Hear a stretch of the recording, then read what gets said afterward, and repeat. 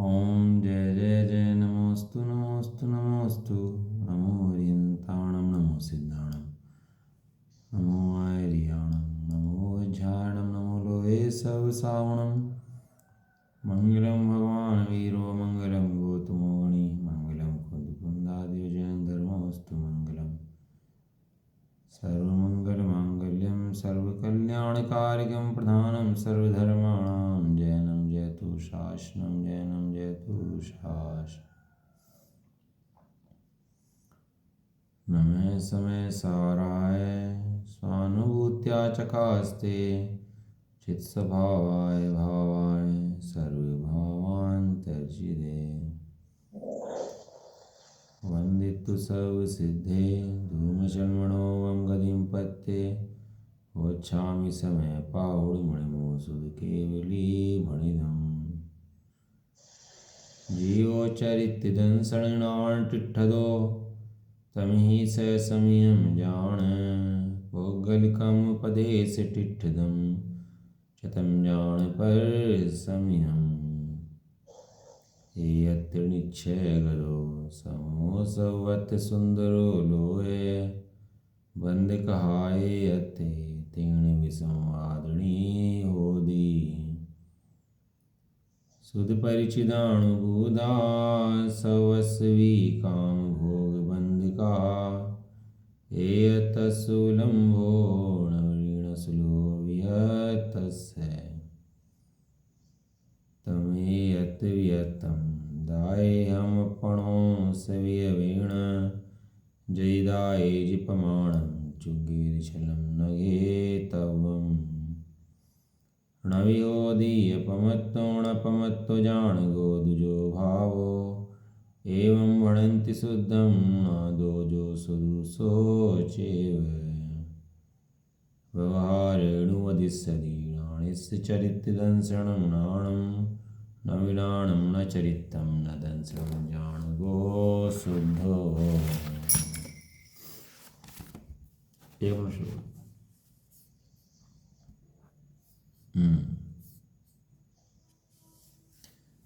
श्री समय सारजी ग्रंथ और इसके अंदर चल रहा है कर्ता कर्म अधिकार। मैं परद्रव्य कर्ता और परद्रव्य मेरे कर्म, ऐसी भ्रांति मिथ्या दृष्टि को रहती है सदाकाल कि मैंने परद्रव्य कर दिया, परद्रव्य कार्य कर दिए, जबकि परद्रव्य कर्ता जीव द्रव्य नहीं है। पुद्गल द्रव्य कर्ता पुद्गल द्रव्य और जीव द्रव्य कर्ता जीव द्रव्य है। दोनों द्रव्य कर्ता एक दूसरे के नहीं है। अब इसके अंदर गाथा अपनी आ रही है, गाथा अपनी बहुत सुंदर आ रही है, गाथा नंबर 75। ठीक है ना, कलश नंबर अपना 48 हो गया था, अब गाथा नंबर 75 आ रही है। इसको थाने का पढ़ लेते हैं पहले। अब पूछते हैं कि आत्मा ज्ञान स्वरूप अर्थात ज्ञानी हो गया, यह कैसे पहचाना जाता है, उसका चिन्ह लक्षण कहिए। उसके उत्तर स्वरूप गाथा कहते हैं। ये क्या अनादिकाल से जीव मिथ्या दृष्टि है और स्वरूप जानता नहीं है, तो किसी और की पहचान की बात नहीं कर रहे हैं, स्वयं अपनी पहचान की बात कर रही है कि मैं ज्ञान स्वरूप ज्ञानी हो गया। ये कैसे पहचाना जा सकता है, कैसे पहचानूं मैं ज्ञानी हो गया, उसका चिन्ह कहिए, उसका लक्षण कहिए। तो आचार्य देव की अब ज्ञानी की गाथाएं यहाँ शुरू होती हैं कि ज्ञानी आत्मा को पहचानने के लक्षण क्या क्या हैं। गाथा नंबर 75 से लेकर 79 तक ये गाथाएं चलेंगी। उसके उत्तर स्वरूप गाथा कहते हैं। तो गाथा पढ़ लेते हैं। कम्मस्य परिणामं नो कम्मस्य तहेव परिणामं न करे मादा जो जान दिशो हवदीणाणि कर्मणश्च परिणामं नो कर्मणश्च तथैव परिणामं न करोत्येनमात्मा यो जानाति स भवति ज्ञानी। जो कर्म का परिणाम अरुणो कर्म का परिणाम है, जो ना करे जो नहीं करे जो मात्र जाने, वो ही आत्मा ज्ञानी है। बहुत प्रसिद्ध गाथा है ये। कर्म नो कर्म द्रव्य कर्म, नो कर्म, भाव कर्म। कर्म कितने होते हैं? कर्म 3 होते हैं। मुमुक्षु का बच्चे बता देता है कि कर्म कितने होते हैं, तो कहेगा 3 कर्म होते हैं। कौन कौन से? द्रव्य कर्म, नो कर्म और भाव कर्म। तीनों कर्म हैं। तीनों कर्म कैसे हैं? कर्म माने द्रव्य पुद्गल वर्णादि जो कर्म हैं, 8 प्रकार के जो कर्म हैं, उन्हें कहते हैं द्रव्य कर्म, जिनके भेजो 148 कर्म हैं। 148 कर्म प्रकृतियाँ होती हैं ना, वे सब किसकी प्रकृतियाँ हैं? वे सब पुद्गल द्रव्य कर्म की प्रकृतियाँ हैं। और नो कर्म उस पुद्गल द्रव्य के निमित्त से उत्पन्न होने वाली बाह्य सामग्री हैं। शरीर है, क्षयोपशम हैं और ये सब बाह्य अवस्थाएं हैं, धनादि हैं। ये सब किसके निमित्त से प्राप्त होता है? वो सब उस द्रव्य कर्म के निमित्त से प्राप्त होता है। द्रव्य कर्म ना हो तो वस्तु भी ना हो, तो इनका निमित्त कौन है? इनका निमित्त द्रव्य कर्म है। और जो जीव के अंदर रागादिक भाव होते हैं उत्पन्न, वे किसके निमित्त से होते हैं? कि वे द्रव्य कर्म के निमित्त से होते हैं। वो भी बहिरंग हैं, एक समय की पर्याय में जीव के रागादिक होते हैं, वास्तव में उसकी अवस्थाएं हैं। गाथाकार देखो क्या कह रहे, जो आत्मा इस कर्म के परिणाम को तथा नो कर्म के परिणाम को नहीं करता किंतु जानता है, वह आत्मा कैसा है? वह आत्मा ज्ञानी है। हाँ देखो, ज्ञान के अंदर ज्ञेय बनते हैं। ज्ञान के अंदर ज्ञेय बनने की व्यवस्था तो है, लेकिन ज्ञान के अंदर करने की व्यवस्था नहीं है ना। इन्हें किसी को केवल ज्ञान जल्दी हो जाता है, किसी को केवल ज्ञान बाद में होता है, किसी को दिव्य ध्वनि सुने तो नहीं होता, क्योंकि मुनराज की बात सुन ले तो हो जाए, किसी को नरक में हो जाए, किसी को स्वर्ग में बैठे बैठे ना हो। तो ज्ञान क्या करता है? ज्ञान सबको जानता मात्र है। ज्ञान सबको क्या करता है? जानता मात्र है। हाँ, ज्ञानी की पहचान करवा रहे हैं ना, ज्ञानी किसे कहते हैं? अब ज्ञानी जान तो प्रतिक्षण संवेदन में क्या आ रहा है? ज्ञान ज्ञान ज्ञान ज्ञान ज्ञान। फिर भी जीव को भ्रांति लगी रहती है कि मैं ज्ञानी हुआ कि नहीं हुआ, ज्ञानी हुआ कि नहीं हुआ। अरे भाई, तू यदि उन परिणामों का करता है तो वह ज्ञानी है, और ज्ञान को जानता है, ज्ञान में जानता है तो ज्ञानी है। सीधा गणित है, ज्ञानी का है, ज्ञानी का। एक सेकंड। तो ज्ञानी जो करे, जो करता तो है ही नहीं, जो करता माने सो अज्ञानी, और जो करता ना माने सो ज्ञानी। हाँ, इतना सा लक्षण है भैया। ज्ञानी को सीख निकल जाता है कि ज्ञानी की पहचान कैसे करें भैया? जिनके सींग निकले हुए हैं आदमियों के, वे सब ज्ञानी है, और जिनके सींग नहीं है अज्ञानी है। ऐसे कि ज्ञानी की पहचान नहीं है। नरक में नारकी लड़ रहे हो, 10-100-200 नारकी लड़ रहे हो, एक सम्य दृष्टि हो। गाय बैठी हो बहुत सारी, एक सम्य दृष्टि हो।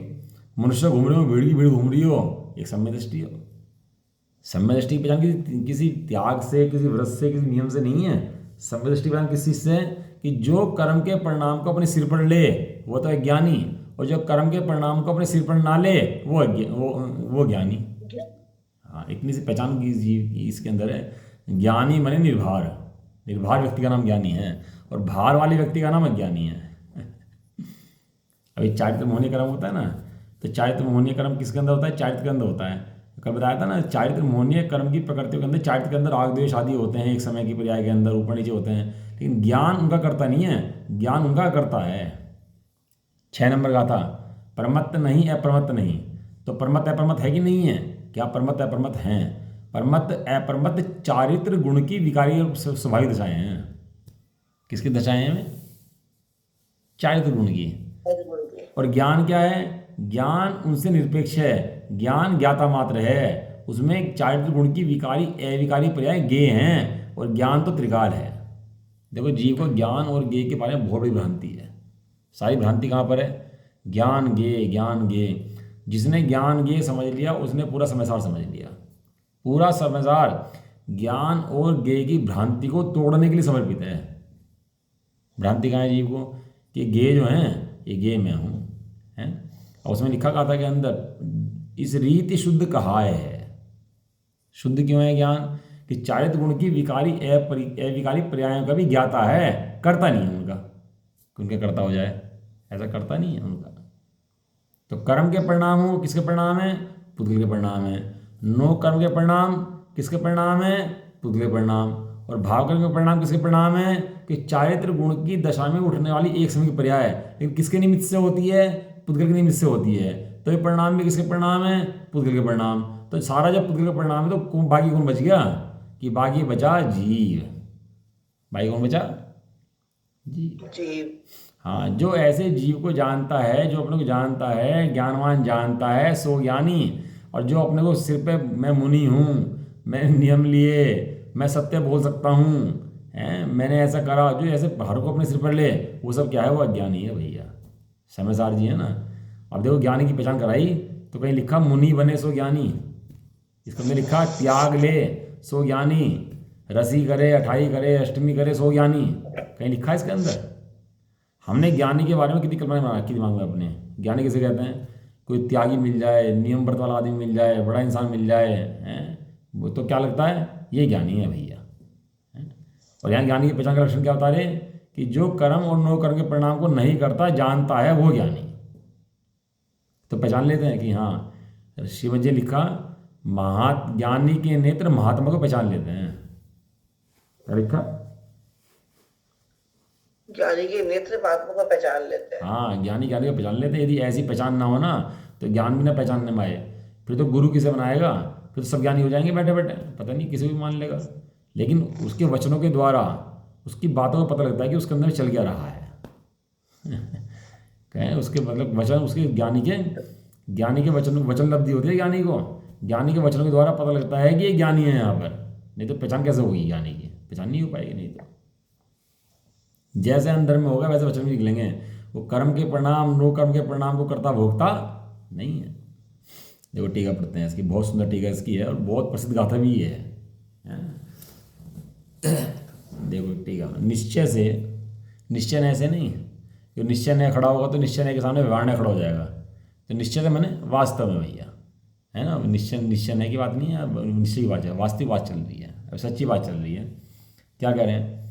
निश्चय से मोह, राग, द्वेष, सुख दुख आदि रूप से अंतरंग में उत्पन्न हुआ जो कर्म का परिणाम और स्पर्श, रस, गंध, वर्ण, शब्द, बंध, संस्थान, स्थूलता, सूक्ष्मता आदि रूप से उत्पन्न हुआ जो नो कर्म का परिणाम, वह सब ही पुद्गल परिणाम है। देखो द्रव्य कर्म को रखा बीच में, इधर रखा भाव कर्म और इधर रखा नो कर्म, और मध्य में कौन है? इसके मध्य में पुद्गल कर्म है।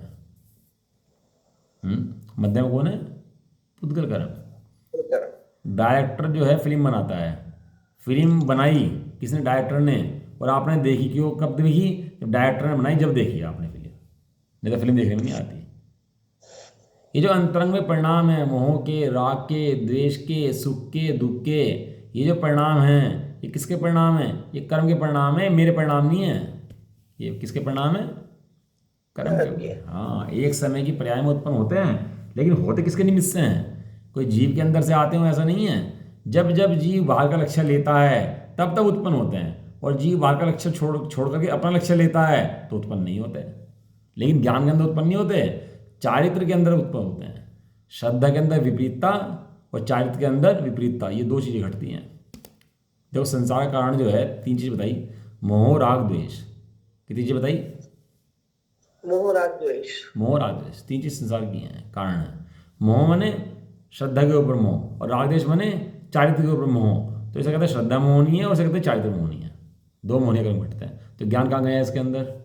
तो ज्ञान के कारण बंध नहीं होता, ज्ञान से तो जीव बंधन खोलता है, ज्ञान बंध का कारण नहीं है। और चारित्र उनकी विकारी पर्याय जीव के अंदर हैं, श्रद्धा उनकी विकारी पर्याय हैं, लेकिन वे भी एक समय का गेय मात्र हैं, ज्ञान नहीं है। ज्ञान में जानने में आती हैं, वो ज्ञेय है। पलट दूँ इसको कि नहीं पलट सकता भाई? इसको समझ सकता है बस कि पलटने की व्यवस्था नहीं है, ये समझ सकता है। स्पर्श, रस, गंध, वर्ण किसके गुण हैं? ये शुद्ध पुद्गल परमाणु के गुण हैं। शुद्ध पुद्गल के गुण हैं स्पर्श, रस, गंध, वर्ण। और जब स्कंद हो जाता है तो शब्द, बंध, संस्थान, स्थूलता, सूक्ष्मता, ये सब किसके गुण हैं? ये सब पुद्गल द्रव्य के गुण हैं। पुद्गल माने जड़, अचेतन। पुद्गल माने जड़ द्रव्य, अचेतन द्रव्य। वो कौन सा द्रव्य है? वो पुद्गल द्रव्य है। आदि से रूप से बाहर उत्पन्न होता हुआ जो नो कर्म का परिणाम है, वह सभी पुद्गल का परिणाम है। वह सब जीव का परिणाम नहीं है। नहीं। हाँ, परमार्थ से जैसे घड़े के और मिट्टी के व्याप्य व्यापक भाव का सद्भाव होने से कर्ता कर्म पना है। बताओ, घी का घड़ा, घड़े में घी है कि मिट्टी है? ठीक है। घड़ा काहे का बना है? घी का बना है कि मिट्टी का बना है? ठीक है। हाँ, और के नाम कहते हैं घी का घड़ा। तो घी का घड़ा कहने में समझ में आता है भैया कि ये घी का घड़ा नहीं है। घड़ा तो किसका है? घड़ा तो मिट्टी का ही है। मिट्टी का है, मिट्टी से बना है, मिट्टी में मिल जाएगा। मिट्टी की काया मिट्टी से बनी, मिट्टी में मिल जाएगी। क्या तन मांझ ना रे, एक दिन मिट्टी में मिल जाना। मिट्टी मिट्टी मिट्टी है तो मिट्टी मिलेगा, और क्या कहाँ जाएगा? अब कौन सा शरीर है? अभी तो मिट्टी है, अब क्या है इसके अलावा रखा? ये जहाँ सोचता है कि मैं हूँ, ऐसा हो गया, ऐसा थोड़ा ना है। ये तो मिट्टी थी, मिट्टी है और मिट्टी बन जाएगी। ऐसे घड़ा है, मिट्टी थी, मिट्टी है और मिट्टी रह जाएगा। ऐसा क्या लगता है कि भैया घड़ा बन गया, भैया घी का घड़ा, घी का घड़ा? अबे घी नहीं है भैया, घड़ा मिट्टी का ही है। उसका व्याप्य व्यापक किससे है? घड़े और मिट्टी का व्याप्य व्यापक, घड़े का व्याप्य व्यापक मिट्टी से है, किसी घी से नहीं है। घी अलग है। हाँ, इतनी इतनी बात जितनी जो मूंगफली फोड़ के खा सकता है ना, वो समय दर्शन कर सकता है। जो मटर छील सकता है ना, वो समय दर्शन कर सकता है। जो फली फोड़ सकता है ना, वो समय दर्शन कर सकता है। जो झाड़ू लगा सकता है ना, वो समय दर्शन कर सकता है। क्योंकि उसे पता है ज्ञान का काम भेद ज्ञान करना है, और भेद जानता है। बस कितनी सी कला है कि जो भेद ज्ञान तूने बाहर में लगाया है, उतने भेद यहाँ पे लगा ले बस। तो क्या लगा ले कि देह भिन्न है और आत्मा भिन्न है। भिन्न। इसी मंत्र से भैया केवल ज्ञान हो जाता है। इतने से मंत्र से बताओ, ये कह रहे इतना मंत्र काफ़ी है। लेकिन जीव कहता है और बताओ और बताओ और बताओ, कि और क्या बताएं, इतना ही मंत्र काफ़ी है भैया। व्याप्य व्यापक, जो जिसमें होता है वो वही होता है। घड़े के अंदर मिट्टी है तो घड़ा मिट्टी ही है। क्या कहा? सूत्र है इसका भी आगे का। जो जिसमें होता है वो वही होता है, जो जिससे बनता है वो वही होता है। घड़ा किससे बना? मिट्टी से। घड़े में क्या है? मिट्टी। तो घड़ा क्या है? मिट्टी। चार सर्वांग में क्या व्याप्त है उसके? उसके घट सर्वांग में मिट्टी ही मिट्टी व्याप्त है। इसी प्रकार जो पुद्गल कर्म है, द्रव्य कर्म हो, नो कर्म हो, भाव कर्म हो, वे किससे बने? ये मिट्टी से बने। सर्वथा क्या है? वो मिट्टी ही है। कि नहीं, कुम्हार है मिट्टी के अंदर भैया, कुम्हार है घड़े के अंदर। यदि कुम्हार घड़े के अंदर हो तो जैसे घड़ा बना तो कुम्हार भी खत्म हो जाएगा, फिर नया घड़ा बनाने के लिए नया कुम्हार लाना पड़ेगा। यदि घड़ा चला जाए कुम्हार के अंदर, घड़ा कुम्हार का करता हो, यदि घड़ा कुम्हार घड़े का करता हो, तो कुम्हार घड़े में चला जाएगा, और फिर नया घड़ा बनाने के लिए नया कुम्हार लेकर आना पड़ेगा। क्योंकि वो कुम्हार कहाँ चला गया? वो कुम्हार तो घड़े में चला गया। लेकिन निमित्त कर्ता नहीं होता, निमित्त निमित्त होता है, वो कर्ता कर्ता होता है। निमित्त है वो कर्ता नहीं है, कर्ता है सो निमित्त नहीं है। जीव को भ्रांति है अनादिकाल की कर्ता कर्म के निमित्त के बारे में। निमित्त को कर्ता मानता है। और वहाँ ये समझ लो, यदि कुम्हार का नखून टूट के घड़े में लग जाए ना, कुम्हार घड़ा बना रहा हो, कुम्हार ने घड़ा बनाया और कुम्हार ने घड़ा बनाया, कुम्हार से घड़ा बनता तो है नहीं, लेकिन कुम्हार की उंगली के नखून टूट करके घड़े के अंदर लग जाए तो घड़ा अशुद्ध हो जाएगा। वो घड़ा पानी पीने लायक नहीं रहेगा फिर वो। क्यों? क्योंकि उसकी खाल कट के गिरी उसके अंदर, उसका नखून कट के आ गया उसके अंदर, तो घड़ा शुद्ध हो जाता है फिर वो। कुम्हार का जरा सा अंश भी उसके अंदर आया तो घड़ा शुद्ध है, फिर वो घड़ा नहीं है, अशुद्ध कहा जाएगा। लेकिन चूंकि घड़े के अंदर कुम्हार बिल्कुल प्रवेश नहीं करता, वो घड़ा मिट्टी से बनता है, इसलिए घड़ा कैसे रहता है? घड़ा शुद्ध रहता है। घड़े के अंदर कुम्हार का प्रवेश नहीं है। इसलिए ज्ञान भैया ज्ञान से ही आता है, ज्ञान में आता है, ज्ञान में ही आत्मा है, वहीं से ज्ञान आता है। ज्ञान किसी और से नहीं आता, भगवान ज्ञान नहीं देते। घड़े की और मिट्टी के व्याप्य व्यापक भाव का सद्भाव होने से कर्ता कर्मपना है। मिट्टी और घड़ा एक ही है, अलग अलग वस्तुएं नहीं है। उसी प्रकार पुद्गल परिणाम के और पुद्गल के ही व्याप्य व्यापक भाव का सद्भाव होने से कर्ता कर्मपना है ना। जब इन पुद्गल परमाणु को राग बनना होगा तो बन ही जाएंगे ना। जीव हाय हाय करेगा, चिल्लाएगा, रोएगा, गाएगा, तो रुक जाएंगे क्या ये जीव के रोने गाने से? ये रुक तो सकते हैं जीव के रोने गाने से। जीव के रोने गाने से रुकते हो तो सारे रोते तो दुनिया है, शरीर रुकता है किसी का? जब स्थिति बदलनी होती है, हानि होनी होती है, रोग होने होते हैं तो होते ही नहीं होते। एक हमारे साथ के थे, तो ट्रेन पकड़नी होती है उनको, तो ट्रेन पकड़नी जल्दी, अब ट्रेन छूट रही होगी, अब जल्दबाजी में ट्रेन पकड़ रहे, अब जल्दबाजी में ट्रेन पकड़ रहे तो पैर फिसल गया, और पैर फिसल करके वो ट्रेन पे गिर पड़े, और ट्रेन पे गिरे तो ट्रेन आ गई, और पैर कट गया उनका ट्रेन के अंदर आने से, अब पैर कट गया, और पैर कट के चला गया, वो कटा रह गया पैर। अब वो उन पुद्गल परमाणुओं का उस क्षेत्र में ऐसा ही परिणमन हो रहा था, जीव भले चिल्लाए ना चाहे तो भी वैसा परिणमन होगा कि नहीं होगा उसका? कोई रोकने में उस पर परिणमन को समर्थ है नहीं। अब ये जीव चिल्ला चोट करता है ना पुद्गल के संबंध में, यही अज्ञानता इसकी है वास्तव में। तो पुद्गल द्रव्य में व्याप्य व्यापक कौन है? पुद्गल द्रव्य। और जीव में व्याप्य व्यापक कौन है? जीव द्रव्य। ये व्याप्य व्यापक नहीं, ये बात थोड़ी समझ नहीं है। हाँ बोलो। आपने कहा ना निमित्त जो कुम्हार और घड़े का उदाहरण दिया, एक तो हाँ मट्टी का और घड़े में मट्टी, ठीक है ना। अब कुम्हार जो है वो तो निमित्त है। हाँ निमित्त या है। वो निमित्त नहीं है? निमित्त है, मात्र निमित्त है।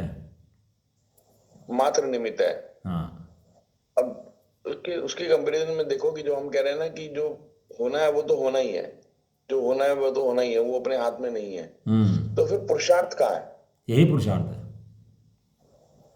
नहीं, करने होना कुछ है। कुछ करने का नाम पुरुषार्थ नहीं है, अकर्ता देखने का नाम पुरुषार्थ है। आप करने का नाम पुरुषार्थ समझ रहे हैं, कुछ अकर्ता देखने का नाम पुरुषार्थ है। अकर्ता तो जीव को ऐसा लगता है कि अकर्ता देखना कुछ काम ही ना होता हो, अरे अकर्ता देखना थोड़ा पुरुषार्थ है। ज्ञान जो उठ रहा है, आप अभी देखो, आपके ज्ञान जो उठ रहा है, वो ज्ञान स्वयं उठ रहा है कि कोई कर रहा है उसको, कोई बना रहा है उसको? जो ज्ञान जो आपके अंदर से उठ रहा है, हमारे अंदर से उठ रहा है, वो ज्ञान स्वयं हो रहा है, कोई कर रहा है उसको? नहीं, समय हो रहा है वो तो। सूरज के अंदर रोशनी कोई डाल रहा है कि स्वयं आ रही है उसके अंदर से? नहीं, समय आ रही है वो तो। ऐसे ही प्रत्येक द्रव्य कार्य स्वयं चल रहा है, बस इसी इतनी श्रद्धा का नाम ही वास्तव में दर्शन है वास्तव में। अब प्रत्येक द्रव्य के कार्य समय चल रहा है, तो क्या मैं अकर्ता हो जाऊं? बिल्कुल अकर्ता हो जाऊं? बिल्कुल अकर्ता मैं हो ये जाओ, सोच रहा हूं। बिल्कुल अकर्ता हो जाओ, बिल्कुल 100% करता हो जाओ, कोई दिक्कत नहीं है। नहीं, ये बात कि नहीं दिमाग में नहीं, मतलब ये बात बैठ नहीं रही। बैठेगी, जब मुंह में पड़ेगा तो बैठेगी।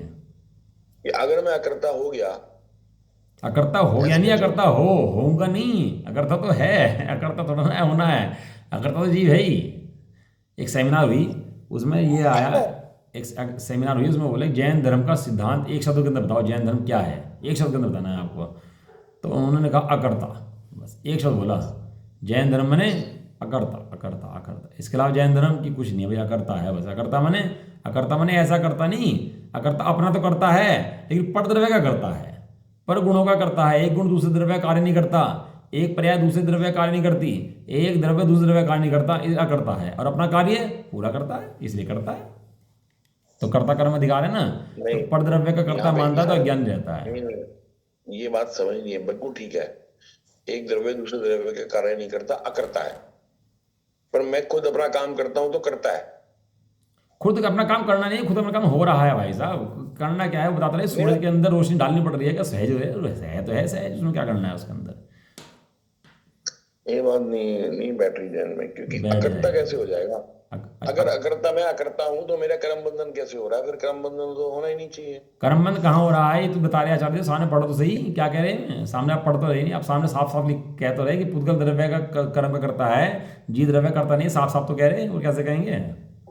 कर्म का करता है, कर्म का करता है, पुद्गल द्रव्य कर्म करता है। मैं जीव द्रव्य ज्ञान करता हूँ, मैं ज्ञान में हूँ। सूरज के अंदर रोशनी है, वो सहज है, पुद्गल के अंदर स्पर्श गमन है, सहज है। सब अपना काम कर रहे हैं, सब अपना काम कर रहे हैं। एक दूसरा काम कर रहा है कि नहीं कर रहा है? ये तो जैन धर्म का मूल सिद्धांत है भाई, इनमें तो स्पष्टता होनी चाहिए बिल्कुल। ये बात स्पष्ट नहीं हो रही है कि मैं अकर्ता वर्ड पे स्पष्ट नहीं हो रही है।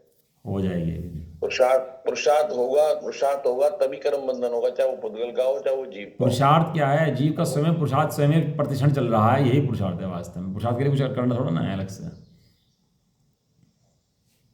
देखो क्या कह रहे हैं।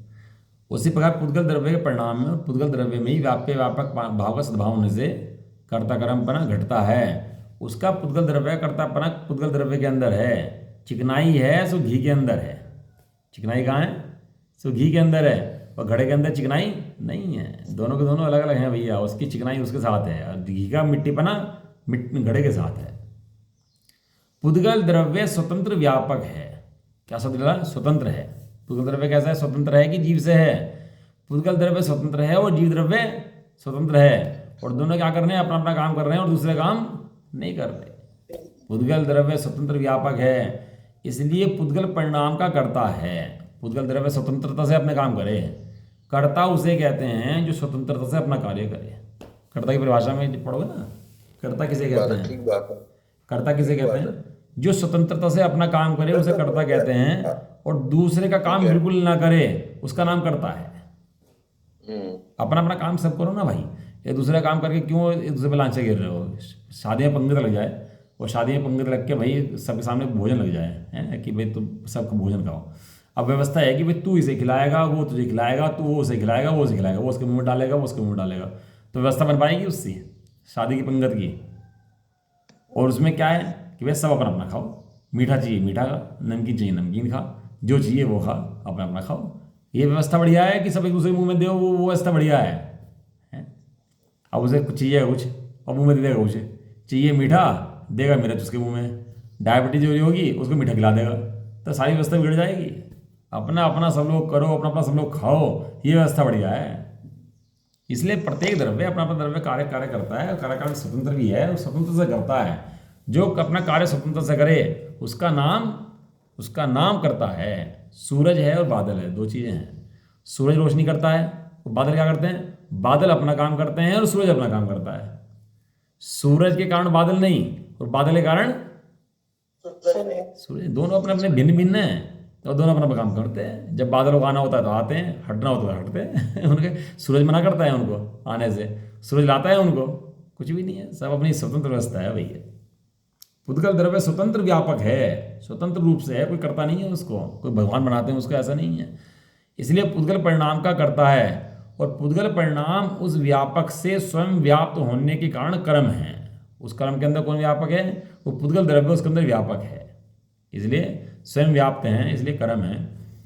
इसलिए पुद्गल द्रव्य के द्वारा कर्ता होकर कर्म रूप से किए जाने वाला जो समस्त कर्म नो कर्म पुद्गल परिणाम है, उसे जो आत्मा पुद्गल परिणाम को और आत्मा को घट और कुमार की भांति, किसकी भांति? घट और कुमार की भांति व्यापक पने के अभाव के कारण कर्ता कर्म पने की असिद्धि होने से परमार्थ से कर्ता नहीं है, परंतु मात्र पुद्गल परिणाम के ज्ञान को आत्मा को कर्म रूप से करता हुआ अपने आत्मा को जानता है। वह आत्मा कर्म नो कर्म से अत्यंत भिन्न ज्ञान स्वरूप होता हुआ ज्ञानी है। ये टीका इतनी बड़ी है आचार्य रामचंद्र देव की, आप टीका पढ़ोगे ना इनकी तो इतनी बड़ी बड़ी लंबी लंबी लाइनें हैं। आप ऊपर पढ़ोगे ना, ये देखो संस्कृत में आ जाओ आप, संस्कृत में टीका शुरू हुई आपकी शुरू से, और देखो ये 15 1 2 3 4 5 6 7 8 9 10 पेज 10 लाइन की टीका है, और 10 लाइन की टीका में कि डंडा फुल स्टॉप कुछ है क्या बीच में? दिख रही ऊपर टीका संस्कृत की? यह खलु मोह राग द्वेष सुख दुखानादि रूपेणांतर रूपात वल्लभ पामानम कर्मणे परिणामम स्पर्श गन्वर्ण शब्द स्पर्श संस्थान स्थौल्य सूक्ष्मादि रूपेण भैलुपत्वमानम नोकर्मणम परिणामम च समस्तमयी परमार्थ है। अब इतनी बड़ी टीका पूरी एक शब्द है, पूरा एक लाइन है पूरी है। आज हम भी बोलते हैं तो रुकते हैं, बोल करके फुल स्टॉप लगाते हैं, कोमा लगाते हैं, लेकिन आचार्य रामचंद्र देव ने इतनी बड़ी बड़ी टीकाएं लिखी हैं कि इनके अंदर फुल स्टॉप कोमा डंडा का यही नहीं इतनी बड़ी टीका लिख दी, पूरा पैराग्राफ है। कल संजय जी नीचे है, डंडा भी है, दो लास्ट में आया, लास्ट में आया ना, लास्ट में नीचे वाले में, ऊपर वाले में तो फुल कुछ नहीं है। हाँ इतनी बड़ी एक टीका है। वो कल संजय जी बता रहे थे, कह रहे पहले प्राकृत भाषा बहुत ज्ञानी की भाषा मानी जाती करती थी। प्राकृत भाषा किसकी थी? ज्ञानी की भाषा होती थी। और संस्कृत भाषा बहुत बड़े प्रखंड पंडित की भाषा नहीं थी, प्रखंड पंडित की भाषा प्राकृत थी। तो लेकिन हुआ क्या, अन्य मतियों ने संस्कृत भाषा को ऊपर कर दिया। तो उन्होंने करा क्या, नाटक कराया। उसमें जो प्राकृत भाषा थी वो चपरासी से बुलवाई। अच्छा, विद्वान चर्चा करते तो संस्कृत में चर्चा करते थे आपस में। तो लोगों को ऐसा लगा संस्कृत भाषा तो गौड़ है, प्रखंड पंडितों की है, प्राकृत भाषा तो है वो ऐसी भाषा है। तो उसमें आचार्य अमरचंद देव आदि को संस्कृत में टीका करनी पड़ी इन ग्रंथों की, क्योंकि संस्कृत भाषा के बारे में लोगों के मन में ऐसा आ गया कि पंडितों की भाषा है। अब उन्हें देखकर भी संस्कृत में टीका करी कि भैया ऐसा नहीं है कि यहाँ संस्कृत ज्ञान नहीं है, संस्कृत ज्ञान यहाँ भी पूरा का पूरा है। और आचार्य कुंदन देव ने सारी भाषाएं कितनी लिखी प्राकृत के अंदर, जितनी पूरी गाथाएं हैं ना पहले 2000 साल पुरानी, सब प्राकृत में लिखी हुई हैं, सब प्राकृत में है। प्राकृत भाषा के जानकर, अब प्राकृत तो मतलब नॉर्मल भाषा थी हमारी, जैसे वो हिंदी में बात कर रहे हैं तो प्राकृत भाषा थी बात करने की, उसको प्राकृत भाषा कहते थे। ये वो प्राकृत भाषा बहुत अच्छी भाषा थी, ऐसे नहीं है। और सारे शास्त्र पहले पहले उसमें लिखे गए। संस्कृत का पहला ग्रंथ कौन सा है बताओ? संस्कृत का सबसे पहले लिखा हुआ जैनियों की नहीं, पूरे वर्ल्ड के अंदर कौन सा लिखा हुआ है बताओ? गीत रामायण। बहुत बढ़िया। नहीं, रामायण प्राकृत में लिखी हुई है, पता है आपको? जो छंद है ना उसके वे प्राकृत में लिखे हुए हैं। जो निर्माण कांड है ना वही प्राकृत में लिखा हुआ है, पता है? निर्माण कांड के जो रचना है प्राकृतिक रचना है, वो उसके प्राकृत से हिंदी बना उसकी निर्माण कांड की। हाँ, मंदिर में पढ़ा करते थे पहले प्राकृत का। हाँ, तो संस्कृत का सबसे पहला शास्त्र कौन सा है बताओ? ये वेद पुराण है। वेद पुराण नहीं है, अपने अपने आप कम माल है क्या? अपने सबसे पहला शास्त्र तत्वासूत्र है संस्कृत लिखा हुआ। संस्कृत में दुनिया में पहला कुछ वर्ड लिखा गया तो मोक्ष मार्ग से नेतारम भेतारम लिखा गया।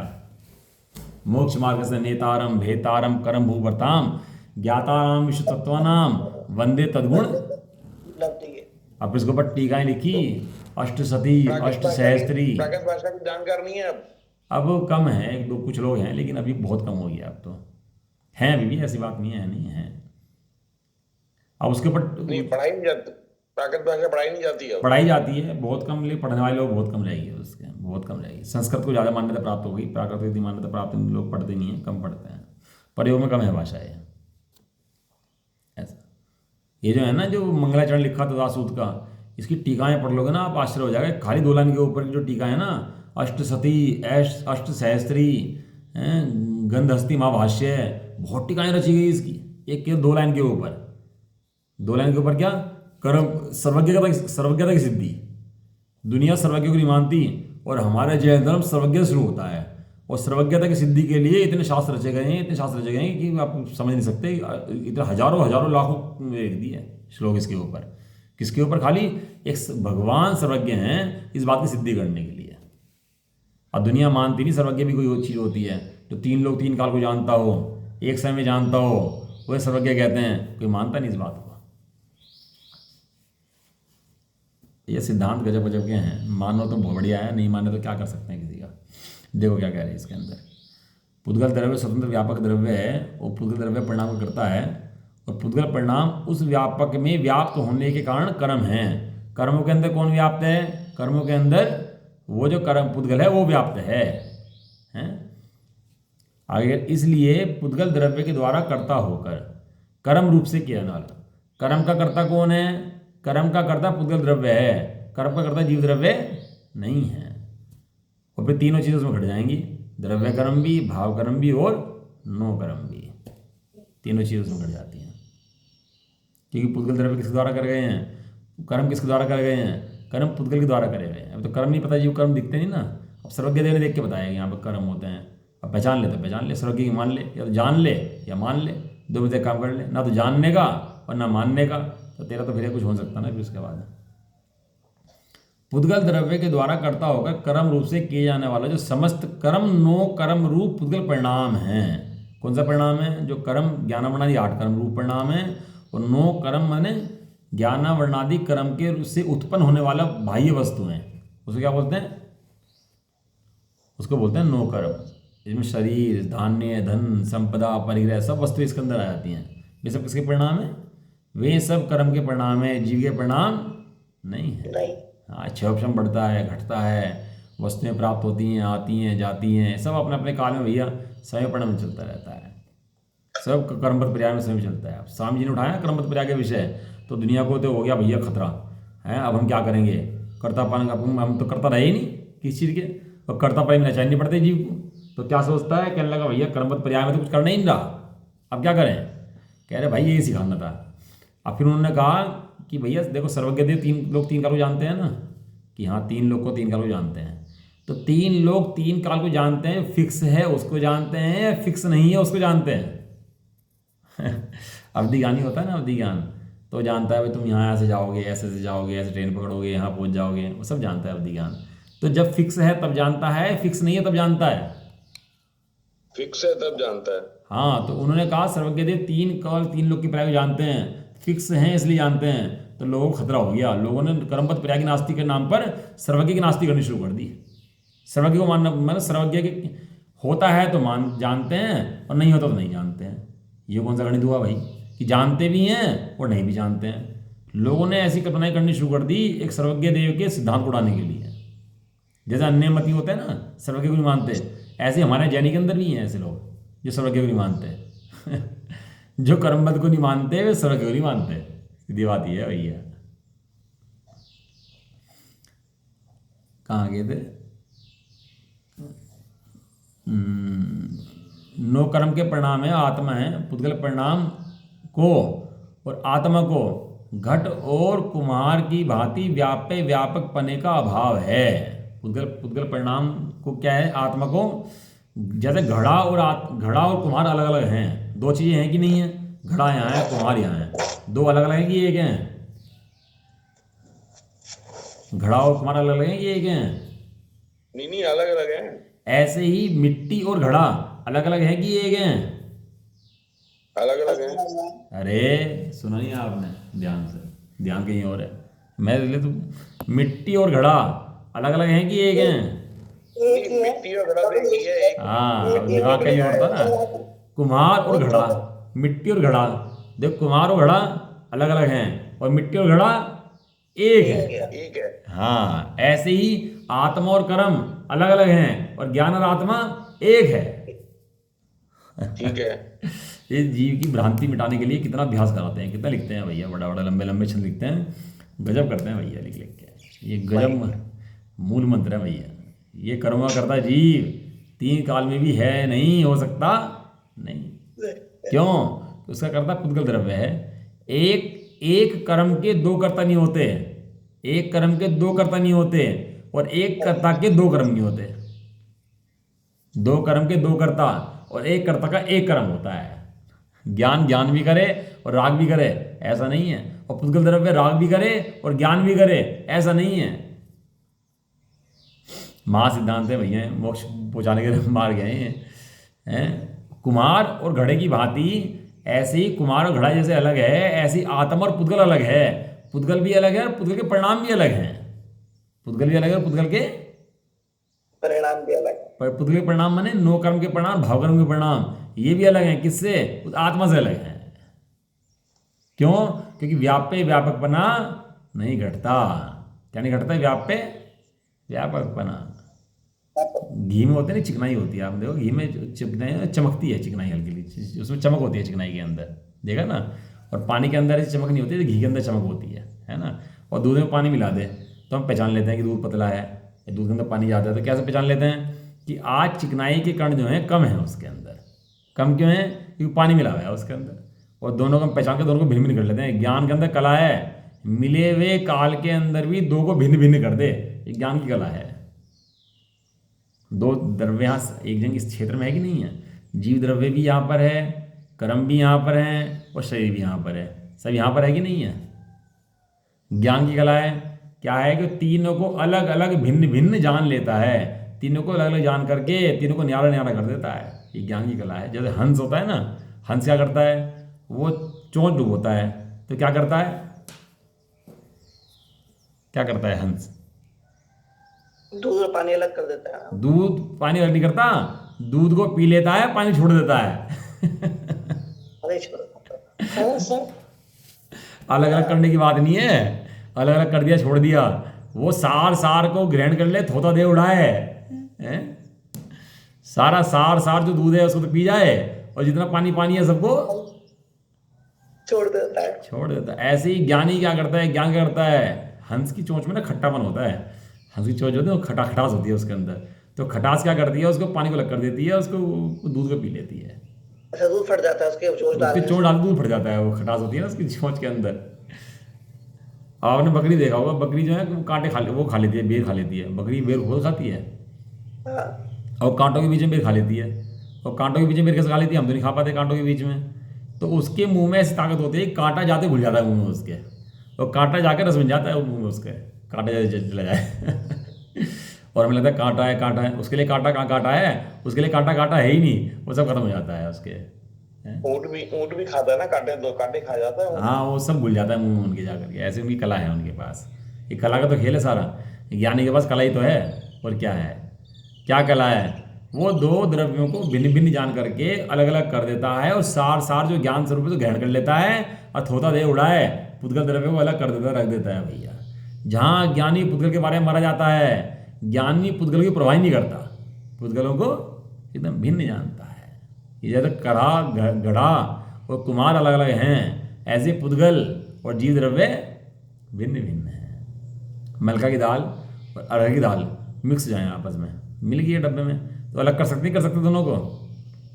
बिल्कुल कर सकते हैं। अच्छा, छोले और राजमा मिल जाएं तो अलग कर सकते नहीं कर सकते दोनों को? बिल्कुल हो जाएंगे अलग। हाँ, ऐसे ही ज्ञान और आत्मा, ये ज्ञान और शरीर कर्म, ये मिले हुए हैं, दो अलग अलग हो जाएंगे नहीं हो जाएंगे? हो जाएंगे। हाँ, अब बोले बिल्कुल हो जाएंगे क्यों? ज्ञान पहचान लेता है भैया, ज्ञान का काम ही पहचान करना है।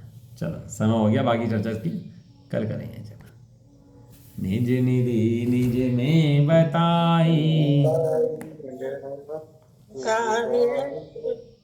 उसके लिए जिनवानी वंदना शत बारे। नौवाणों मकान में